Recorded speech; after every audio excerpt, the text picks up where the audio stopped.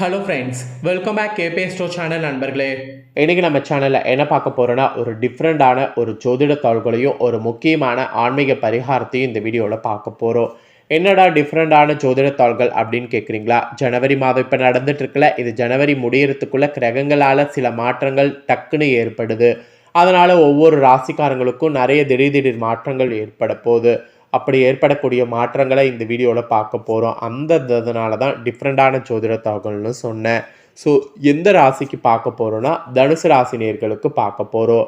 தனுசு ராசியில் பிறந்த நேயர்கள் இந்த ஒரு வீடியோவை ஸ்கிப் பண்ணாமல் ஃபுல்லாக பாருங்கள். உங்கள் ராசிக்கு என்ன மாதிரியான மாற்றங்கள் பலன்கள் கிடைக்கும் அப்படிங்கிறத தெரிஞ்சு அதற்கேற்ப நடந்து இந்த டைம் பயன்பெறுங்க. அதே போல் இந்த டைம் பார்த்தீங்கன்னு வச்சுக்கோங்களேன், குருங்கிறவர் வக்ரமாக போகிறாரு.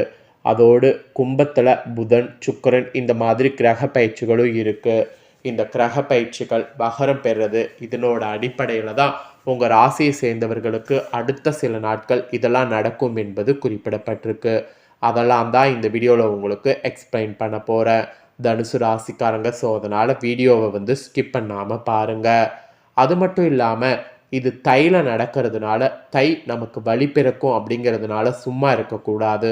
தைல சில பரிகாரங்கள் செய்து சில விஷயங்களை செய்தால் தடையே இல்லாமல் நமக்கு சக்ஸஸ் ஆகும். அதனால் தைல செய்ய வேண்டிய பரிகாரத்தையும் இந்த வீடியோவில் சொல்ல போகிறேன். ஸோ இந்த வீடியோ ரொம்பவே யூஸ்ஃபுல்லாக ரொம்பவே இன்ட்ரெஸ்டாக இருக்கும். ஸோ வீடியோ பார்க்குறவங்க வீடியோவை ஸ்கிப் பண்ணாமல் பாருங்கள். அப்போ தான் உங்கள் ராசிக்கான பலனை தெரிஞ்சு பலன் பெற முடியும். ஏன் இதை நான் பார்க்க சொல்கிறேன்னா, எப்பயுமே நம்ம லைஃப்பில் ஒரு அதிர்ஷ்டம் வந்தாலும் சரி, ஆபத்து வந்தாலும் சரி, அதற்கு காரணம் என்னென்னா கிரகங்கள் தான். கிரகங்கள் நமக்கு சாதகமாக அமைஞ்சால் சாதகமான பலனும், கிரகங்கள் நமக்கு பாதகமாக அமைஞ்சால் பாதகமான பலனும் கிடைக்கும். ஸோ அதெல்லாம் நம்ம தெரிஞ்சு அக்செப்ட் பண்ணிக்கிட்டு அதற்கேற்ப நாம் நடந்துக்கிட்டால் கண்டிப்பாக பார்த்திங்கன்னு வச்சுக்கோங்களேன், பல ஆபத்துக்கள் ஏற்படாமல் தப்பித்து கொள்ளலாம். ஸோ அதனால தான் கிரகங்களால் என்ன நடக்குங்கிறத தெரிஞ்சுக்கணுங்கிறதுனால தான் அடிக்கடி ஜோதிட வீடியோவே ஷேர் பண்ணுறேன். சரி, தனுசு ராசி நேயர்களே, உங்களுக்கான பலனை பார்க்கலாமா வாங்க. இப்போ கிரகநிலைகளை ஆராய்ந்து பார்க்கும் பொழுது உங்கள் ராசிநாதன் குரு உங்கள் ராசியை பார்க்கிறார். எனவே தொட்ட காரியங்களில் வெற்றியானது கிடைக்க போகுது. தொல்லை தந்த எதிரிகள் விலகுவாங்க.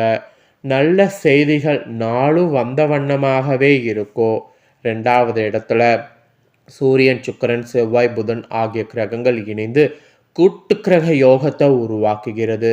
எனவே இதுவே பொருளாதாரம் திருப்திகரமாக இருக்கும். அப்புறம் கொடுக்கல் வாங்கல்லாம் இனி வரக்கூடிய நாட்கள் ஒழுவாகும், அதாவது ஒழுங்காகும். பிள்ளைகளால் மீண்டும் பிரச்சனைகள் தலை தூக்கும். அதனால் அவங்கள மிகவும் கவனமாக பார்த்து கொள்வது, அவங்க விஷயத்தில் கவனமாக இருப்பது நல்லது. பார்க்கக்கூடிய குருவை பலப்படுத்த வியாழந்தோறும் விரதமும் வழிபாடுகளும் தேவை. அதை நீங்கள் செய்தீங்கன்னாவே நல்ல ஒரு பலன் உங்களுக்கு கிடைக்கும். இப்போ கிரகங்களால் உங்களுக்கு என்னெல்லாம் நடக்கும் அப்படிங்கிறத சொல்கிறேன். ஃபஸ்ட்டு குருங்கிறவர் வகரம் பெற போகிறாரு. அவரால் என்ன நடக்குங்கிறத தெரிஞ்சுக்குங்க. மிதுன ராசியில் சஞ்சரிக்கக்கூடிய குரு இந்த நேரம் வகர இயக்கத்தில் இருக்கிறார். உங்கள் ராசிநாதனாகவும் 4வது இடத்திற்கு அதிபதியாகவும் விளங்குபவர் குரு. அவர் வகரம் பெறுவது ஒரு வழிக்கு இந்த டைம் நன்மை தான். கேந்திர பத்திய தோஷம் பெற்ற கிரகம் பலம் இழக்கக்கூடிய பொழுது நன்மைகளையே செய்யும் என்று சொல்லலாம். அந்த அடிப்படையில் பார்க்கும் பொழுது இடம் பூமி வாங்குவது, கட்டிய வீட்டை பழுது பார்ப்பது, இந்த மாதிரி உங்கள் கவனமானது செல்லும். குடும்ப ஒற்றுமைக்கு குந்தகம் விளைவித்தவர்கள் விலகுவாங்க. பத்திர பதிவில் இருந்த தடைகள் மொத்தமாக அகலும். இந்த மாதிரி நிறைய உங்களுக்கு தடைகள் அகலக்கூடியதாக இருக்க போகுது. குருவின் பார்வை உங்கள் ராசியில் பதிவதால் ஆரோக்கிய சீராகி ஆனந்தப்படுத்தும். மருத்துவ செலவுங்கிறது குறையும். மனக்கவலைங்கிறது மாறும். இதுவரை தடையாக இருந்த காரியங்கள் இனி தானாக நடைபெறும். அதுக்கப்புறம் குரு பார்வை 3, 11 ஆகிய இடங்களில் பதிகிறது. எனவே உடன்பிறப்புகள் உங்களுக்கு உறுதுணையாக இருப்பாங்க.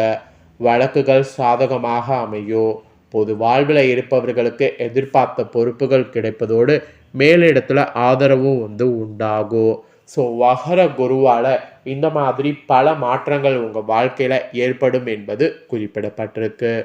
நெக்ஸ்ட்டு கும்பத்தில் புதன் வரக்கூடிய அமைப்பு, இதனால் என்ன பலன் கிடைக்குங்கிறத சொல்கிறேன், நோட் பண்ணிக்கோங்க. உங்கள் ராசிக்கு 7, 10 ஆகிய இடங்களுக்கு அதிபதியானவர் புதன். அவர் 29ஆம் தேதி அன்னைக்கு சகாய ஸ்தானத்துல சஞ்சரிக்க போறாரு. அந்த பொழுது உடன்பிறப்புகளுக்கு கல்யாண முயற்சி கைகூடும். வாழ்க்கை துணைக்கு வேலை கிடைத்து உதறி வருமானங்கள் பெருகும். கடல் கடந்து வணிகம் செய்பவர்களுக்கு கணிசமான தொகை கைகளில் பயங்கரமா புரளும். தொழில் பங்குதாரர்கள் விலகினாலும் புதிய பங்குதாரர்கள் வந்திணைவார்கள். நல்ல மாற்றங்களும் பொருளாதாரத்தில் ஏற்றமும் வரக்கூடிய நேரம் என்று சொல்லலாம். அரசு வேலை விண்ணப்பித்தவர்களுக்கு அது கைகூடுவதற்கு சூழல் உருவாகும். அதுவும் இந்த டைம் ஏற்படும். ஸோ கும்பத்தில் புதன் வர்றதுனால இந்த மாதிரியான மாற்றம் உங்களுக்கு ஏற்படும் என்பது குறிப்பிடப்படுது. அப்புறம் ஃபைனலாக கும்பத்தில் சுக்கிரன் வராரு. அதனால் என்ன பலன் கிடைக்குங்கிறத வாங்க பார்ப்பீங்க. உங்கள் ராசிக்கு 6, 11 ஆகிய இடங்களுக்கு அதிபதியானவர் சுக்கிரன். அவர் 3வது இடத்துல சஞ்சரிப்பது யோகமோ யோகம்தான். தனாதிபதி சனியோடு சேர்வதால் தனவரவு தாராளமாக வந்து சேரும். மனதில் நினைத்ததை மறுகணமே செய்து முடிக்க முடியும். அயல்நாட்டு முயற்சிகளில் இருந்த தடை மொத்தமாக அகலும். அங்கிருந்து தாய்நாடு திரும்ப முடியாமல் தவித்த உங்களுக்கு இப்பொழுது நல்ல வழி பிறக்கும். உடன் பிறப்புகள் வகையில் இல்லங்களில் நடைபெறக்கூடிய சுப நிகழ்வுகளை முன்னின்று நடத்துவீங்க. ஆடை ஆபரண சேர்க்கை உண்டாகும். ஸோ புதனால் எப்படி ஒரு பலன் உங்களுக்கு கிடைக்குமோ அது போல் கும்பத்தில் சுக்கிரன் வர்றதுனால உச்ச பலன் உங்களுக்கு கிடைக்க போகுது. ஆக மொத்தம் தனுசு ராசியில் பிறந்த உங்களுக்கு, பொது வாழ்வில் இருக்கிறவங்களுக்கு எதிர்பார்ப்புகள் இனி வரக்கூடிய நாட்கள் நிறைவேறும். வியாபாரம் மற்றும் தொழில் செய்பவர்களுக்கு முற்பகுதியில் வளர்ச்சி, பிற்பகுதியில் தளர்ச்சி ஏற்படும். உத்தியோகத்தில் உள்ளவர்களுக்கு அதிகாரிகளுடைய ஆதரவு உண்டாகும். கலைஞர்களுக்கு கௌரவ அந்தஸ்து உயரும். பெண்களுக்கு செலவுகள் கூடும். இருப்பினும் வருமானம் போதுமானதாக இருக்கும்.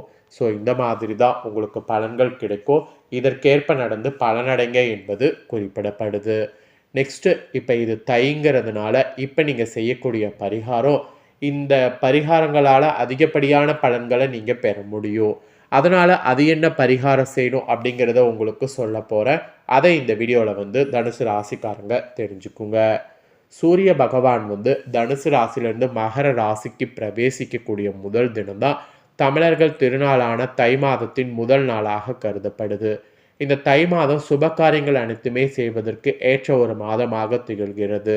ஆன்மீக ரீதியான சில செயல்களை செய்வதற்கு மிக சிறந்த மாதமாக தை மாதம் திகழ்கிறது. அந்த வகையில் சுப தினங்கள் நிறைய வர்றதுனால இந்த மாதத்தை ஒரு சுப மாதம் என்றோ அழைக்கப்படுது. தமிழ்நாட்டுடைய பெரும் பண்டிகையான போகி, பொங்கல் திருநாள், மாட்டுப்பொங்கல், காணும் பொங்கல் தினங்களும் இந்த தையில தான் வரும். அப்புறம் தைப்பூசம், தை அமாவாசை, தை பௌர்ணமி, தை வெள்ளி இந்த மாதிரி சிறப்பு தினங்களும் வரும்.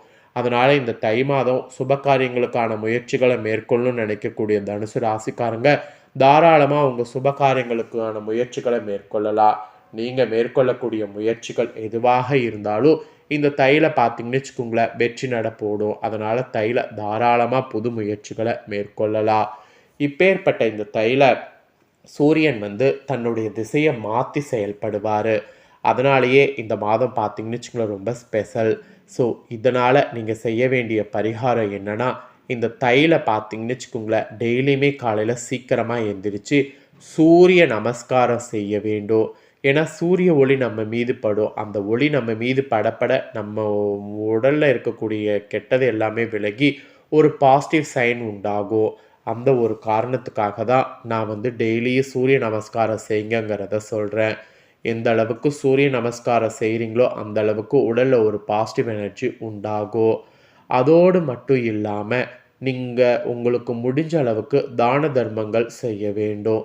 தான தர்மங்கள்னு பார்த்தீங்கன்னா ஸ்பெசிஃபிக்காக குழந்தைகளுக்கு செய்ய வேண்டும். குழந்தைகள், அதுக்கப்புறம் பார்த்தீங்கன்னு வச்சுக்கோங்களேன் நீங்கள் பசுமாடுகளுக்கு கூட தானம் பண்ணலாம். அதனால் உங்களுக்கு ஒரு நல்ல ஒரு எனர்ஜி ஏற்படும்.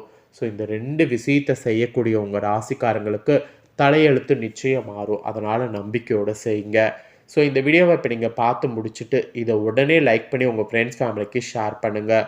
உங்கள் ஃப்ரெண்ட்ஸ் ஃபேமிலியில் இருக்கிறவங்களும் வீடியோ பார்க்கட்டும். அவங்களும் தனுசு ராசிக்காரங்களாக இருந்தாங்கன்னா இந்த தாள்கள் எல்லாம் தெரிஞ்சு இதற்கேற்ப நடந்து பலன் பெறட்டும்.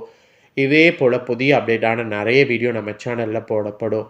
அதை எல்லாமே உடனுக்குடனே தெரிந்து கொள்ள மறக்காமல் நம்ம சேனலை சப்ஸ்கிரைப் பண்ணுங்கள். கூட பெல் பண்ண ப்ரெஸ் பண்ணுங்கள்.